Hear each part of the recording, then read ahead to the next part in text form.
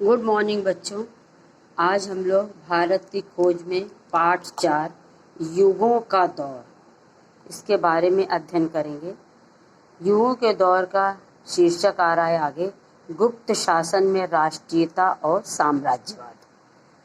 मौर्य साम्राज्य का अवसान हुआ, यानी मौर्य साम्राज्य का समापन हो गया और उसकी जगह शुंग वंश ने ले ली, जिसका शासन अपेक्षाकृत बहुत छोटे क्षेत्र पर था।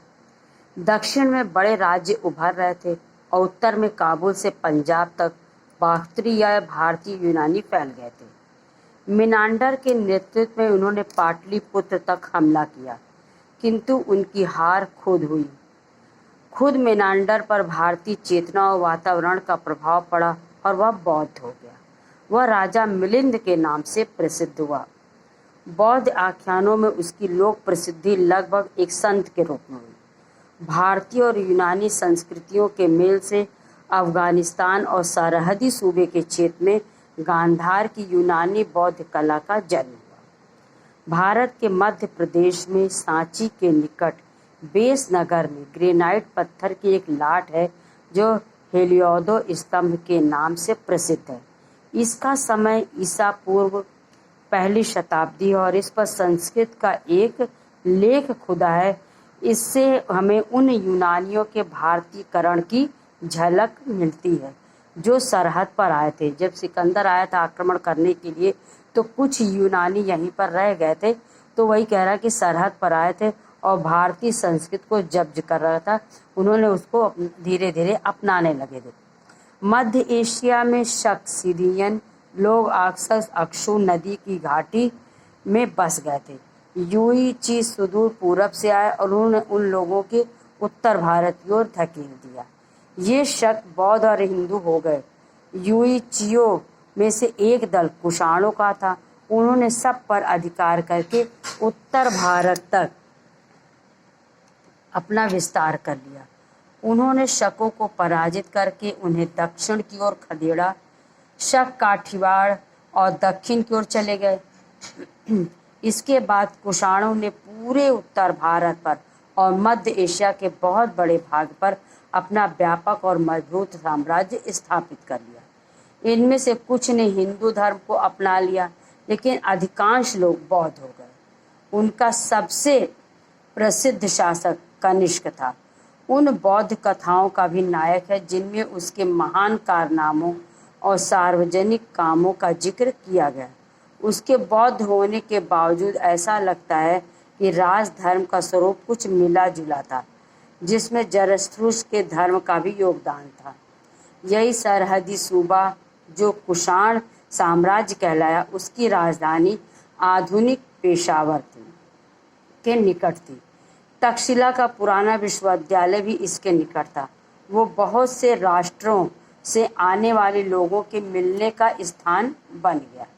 वहाँ भारतीयों की मुलाकात सीरियनों, यूचियों, ईरानियों, बाक्त्री यूनानियों, तुर्कों और चीनियों से होती थी। मतलब विभिन्न प्रकार की जातियाँ, विदेशी जातियाँ जो है वो तक्षशिला विश्वविद्यालय में अध्ययन के लिए आते थे। ये विभिन्न संस्कृतियाँ एक दूसरे को प्रभावित करती थी। सभी लोग एक दूसरे से बहुत ही, सभी की संस्कृति सभ्यता अलग थी, तो सभी एक दूसरे से बहुत ही प्रभावित थे। इनके आपसी प्रभाव के परिणाम स्वरूप क्या हुआ कि मूर्तिकला और चित्रकला की एक सशक्त शैली ने जन्म लिया। उसमें बहुत सारे मूर्तिकला के स्थापक थे, कुछ चित्रकला के भी थे। तो इस तरह से एक अलग शैली ने जन्म लिया। इतिहास की दृष्टि से इसी जमाने में चीन और भारत के बीच पहले संपर्क हुए और 64 ईस्वी में उन्होंने यहाँ एक चीनी राजदूत आया। उस समय चीन से भारत को जो तोहफे मिले उनमें आड़ू और नाशपाती के पेड़ थे। ये दोनों ही फल जो है आपके चीन से आए हुए हैं। वो भी रेगिस्तान के ठीक किनारे किनारे तुर्फान और कूचा में भारतीय, चीनी और ईरानी संस्कृतियों का अद्भुत मेल हुआ। यानी हर धर्म, हर संप्रदाय, हर देश के लोग आए और उन सभी का आपस में एक मिलान हुआ। कुषाण काल में बौद्ध धर्म 2 संप्रदायों में बढ़ गया था, महायान और हीनयान। उन दोनों के बीच मतभेद उठ खड़ा हुआ। भारतीय परंपरा के अनुसार बड़ी बड़ी सभाओं में इन समस्याओं पर विवाद आयोजित किए जाने लगे। इन बहसों में सारे देश का प्रतिनिधित्व भाग लेते थे। इन विवादों में एक नाम सबसे अलग और विशिष्ट दिखाई पड़ता है और वह नाम था नागार्जुन का, जो ईसा की पहली शताब्दी में हुआ। उनका व्यक्तित्व महान था। वे बौद्ध शास्त्रों और भारतीय दर्शन दोनों के बहुत बड़े विद्वान थे। इन्हीं के कारण भारत में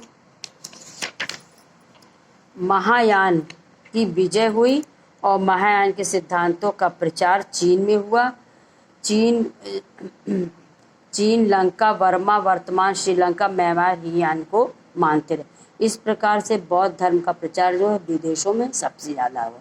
तो ठीक है बेटा, इतना हम आपको पढ़ा दिए हैं और शेष आप यहाँ से स्वयं पढ़ने का अभ्यास करिएगा। और आज हम आपको क्वेश्चन आंसर भेज देंगे, तो आप लोग धीरे धीरे क्वेश्चन आंसर कर डालिएगा। ओके बेटा, थैंक यू।